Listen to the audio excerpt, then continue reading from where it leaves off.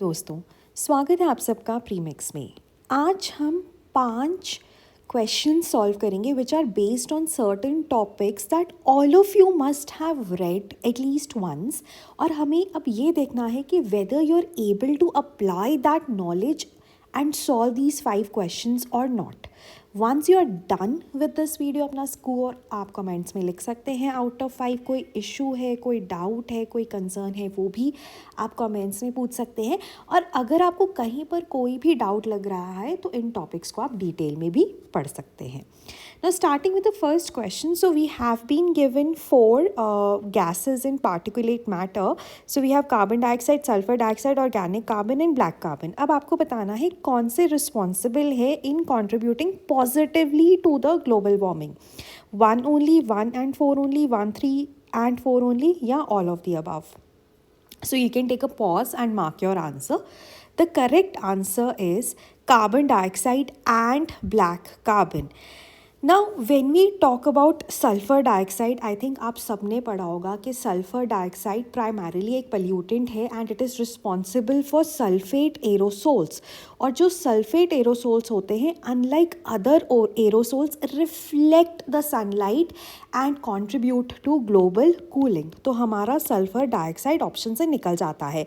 In fact organic carbon भी, अगर आपने सॉइल ऑर्गेनिक कार्बन का कॉन्सेप्ट पढ़ा है तो आपको पता होगा कि ऑर्गेनिक कार्बन भी नेगेटिवली कंट्रीब्यूट करता है। In fact this table is a very good representation कि अगर आप देखोगे तो हमारे पास जो नेगेटिव में कंट्रीब्यूशन है तो आपका सल्फर डाइऑक्साइड का है, नाइट्रोजन ऑक्साइड्स का है एंड ऑर्गेनिक कार्बन का है। नाइट्रस ऑक्साइड की बात करें तो वो पॉजिटिवली कंट्रीब्यूट करती है। सो this is a very good table, you can actually screenshot it if you want. Now moving to the next question. Now this is regarding the green hydrogen standard. अब देखिए green hydrogen हम सबको पता है कि water की electrolysis से बनता है यूजिंग रिन्यूएबल एनर्जी। अब ग्रीन हाइड्रोजन स्टैंडर्ड के बारे में 2 स्टेटमेंट्स हैं कि किसको हम ग्रीन हाइड्रोजन कहेंगे। You have to tell which of these are correct. It has been notified by MNRE green hydrogen standard कि किसको हम ग्रीन हाइड्रोजन कहेंगे। इसमें क्या है, well to gate emissions of not more than 0.5 kilograms carbon dioxide equivalent per KG hydrogen. मतलब कि अगर हम हाइड्रोजन बना रहे हैं, लेट्स से ग्रीन हाइड्रोजन बना रहे हैं, तो उसमें जो वेल टू गेट एमिशंस है, टोटल जो एमिशंस है वो 0.5 केजी कार्बन डाइऑक्साइड इक्विवेलेंट से ज़्यादा नहीं होनी चाहिए, तो हम उसे ग्रीन हाइड्रोजन कहेंगे। So these are the 2 statements, you have to tell me कि कौन सी सही है। आइडली तो ग्रीन हाइड्रोजन में हम कहते हैं कि रिन्यूएबल एनर्जी से बन रहा है, वाटर की इलेक्ट्रोलाइसिस से बन रहा है, तो एमिशंस वैसे ही नहीं होनी चाहिए, राइट। सो एनीवेज अगर आपने पढ़ा है तो आप इसका आंसर बहुत इजीली मार्क कर लेंगे।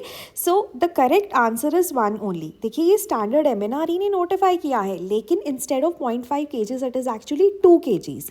कि आप अगर ग्रीन हाइड्रोजन को बना रहे हैं तो through out the process of the formation of green hydrogen 2 KGs carbon dioxide equivalent से ज़्यादा एमिशंस नहीं होनी चाहिए। अगर नहीं होंगी तो हम उसे ग्रीन हाइड्रोजन कहेंगे and this is what standardised green hydrogen across India would entail, right. तो ये स्टेटमेंट हमारी गलत हो जाती है। ऑल्सो आप मुझे कमेंट्स में बताइए कि ये जो ग्रीन हाइड्रोजन है या नहीं, इसको एक्रीडेट कौन करेगा, इसकी सर्टिफिकेशन कौन करेगा। अगर आप हमारे कोर्सेज का पार्ट है so you would be knowing that. Okay, so this is regarding this कि ministry of new and renewable energy ने से नोटिफाई किया है and well to gate emissions should not be more than 2 kgs पर carbon dioxide equivalent अगर आप 1 kilo green hydrogen बना रहे हो। That includes all the water treatment, electrolysis, gas purification, drying and compression of hydrogen. So 2 kilograms carbon dioxide equivalent से ज़्यादा carbon dioxide या और ग्रीन हाउस गैस एमिशंस नहीं होनी चाहिए if you are making 1 kgs of green hydrogen. Then, now this is regarding 3 gases, obviously the 3 most important greenhouse gases, carbon dioxide, methane और nitrous oxide. अब आपको ना decreasing order में arrange करना है इन gases को in the order of their percentage levels in the atmosphere compared to pre-industrial time. कि presently इनका percentage increase किस gas का सबसे ज़्यादा हुआ है compared to pre industrial times. अब वी ऑल नो सबसे ज़्यादा तो कार्बन डाइऑक्साइड में ही इंक्रीज़ हुआ है। कार्बन डाइऑक्साइड का लेवल इज़ 420 ppm। अगर हम मीथेन की बात करें तो 1900 पार्ट्स पर बिलियन है, और अगर हम नाइट्रस ऑक्साइड की बात करें so that's close to 335 parts per billion. So absolute number में तो कार्बन डाइऑक्साइड का ही सबसे ज़्यादा इंक्रीज़ हुआ है, लेकिन यहाँ पे परसेंटेज लेवल्स के बारे में पूछा गया है, और वो भी प्री इंडस्ट्रियल टाइम्स में। So this is like a trick question if you can understand it. So इसका आंसर आप मार्क कर सकते हैं। So the correct answer is A. सबसे ज़्यादा इंक्रीज हुआ है मीथेन में, that is close to 265%। Then you have carbon dioxide that is 150% and nitrous oxide is 125% compare to the pre industrial level. See again ये table बहुत अच्छा है। अगर आप 1750 से कंपेयर करें सो दिस इज़ लाइक 264%, और उसके बाद कार्बन डाइऑक्साइड सेकेंड नंबर पर है और नाइट्रस ऑक्साइड थर्ड नंबर पर है। Again you can screenshot this table if you want, and it can serve as a good reference for your understanding. Now, next question is a very simple question regarding the mega diverse countries in the world. India is one of the 17 mega diverse countries in the world. India ranks 8th in the world and 4th in Asia among the mega diverse countries. तो ये भी काफ़ी simple question है। अगर आपने mega diverse countries का concept पढ़ा है तो आपके लिए आसान होगा। So the correct answer is both, क्योंकि India is one of the 17 mega diverse countries in the world. And India की अगर हम बात करें ना, तो जैसे मेगा डाइवर्स कंट्रीज़ हैं जहाँ पे बायोडाइवर्सिटी बहुत हाई है, और इंडिया भी उनमें से एक है। और इसमें ना क्राइटेरिया होता है कि आपके पास 5000 एंडेमिक प्लांट्स होने चाहिए और इट मस्ट मॉडर मेरीन एरियाज़, ठीक है। तो ये दो क्राइटेरिया फुलफिल हो रहे हैं तो कोई भी मेगा डाइवर्स कंट्री हो सकता है। 17 मेगा डाइवर्स कंट्रीज़ हैं, इंडिया उनमें से एक है। और बायोडाइवर्सिटी में अगर हम बात करें, इंडिया का रैंक 8वां है और चौथा एशिया में।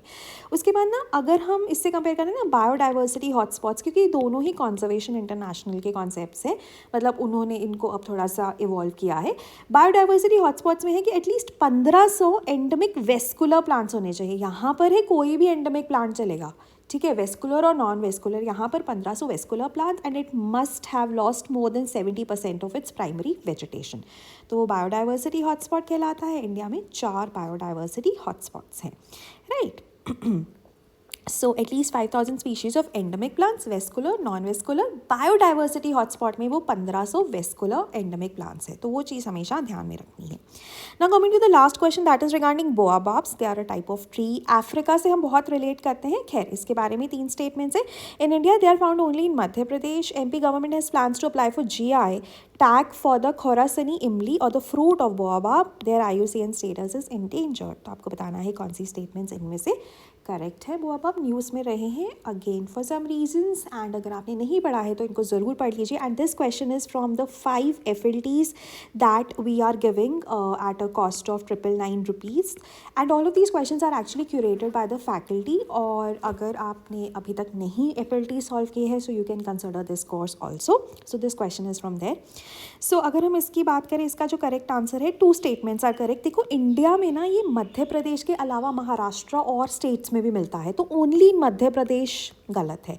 बाकी दोनों स्टेटमेंट सही हैं कि MP गवर्नमेंट इसको अप्लाई करने वाली है इसके फ्रूट के लिए, क्योंकि MP में ना बहुत अबंडेंटली मिलता है। अगर इंडिया में हमें एक स्टेट पॉइंट आउट करनी है जहाँ पर ये बहुत ज़्यादा मिलता है तो MP। तो हम रिलेट भी इसको MP से करते हैं, इसको ना मंडू कहा जाता है कॉमन लैंग्वेज में।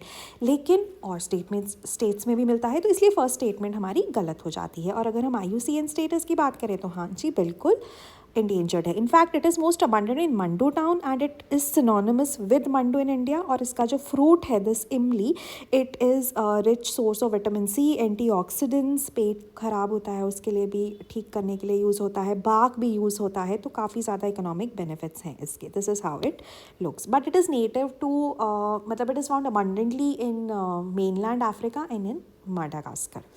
Khair, so these were regarding the 5 questions, and like I said, this is the course that I was talking about from which the last question was. And अगर आपको environment में कहीं भी doubt है तो आप इसका इंडिविजुअल रैपिड रिविजन ले सकते हैं। अगेन 999 रुपीज़ का है। मैप्स का कोर्स ले सकते हैं, परिश्रम भी ले सकते हैं।